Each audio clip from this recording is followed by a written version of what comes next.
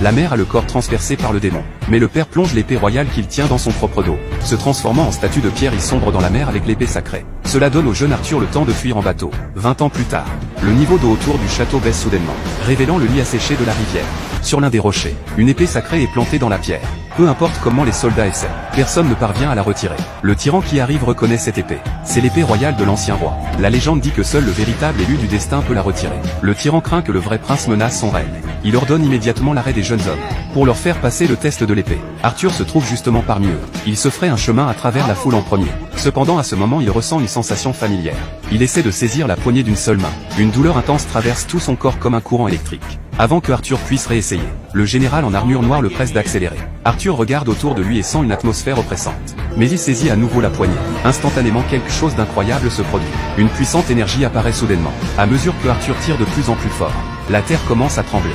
Même le tyran dans son château lointain sent quelque chose d'anormal. Sous les regards incrédules de tous, Arthur retire l'épée royale. Le général en armure noire ordonne immédiatement l'arrestation d'Arthur. Mais avant qu'il puisse agir, Arthur ne peut supporter la puissance de l'épée sacrée. Il s'évanouit. Quand il se réveille, il se trouve emprisonné par le tyran dans un cachot. C'est seulement maintenant qu'il apprend qu'il est l'unique enfant de l'ancien roi, et que le tyran est l'assassin de son père. Mais le geste d'Arthur retirant l'épée de la pierre a menacé la position du tyran. Alors il rassemble tout le peuple du royaume, et tue la mère adoptive d'Arthur devant tout le monde.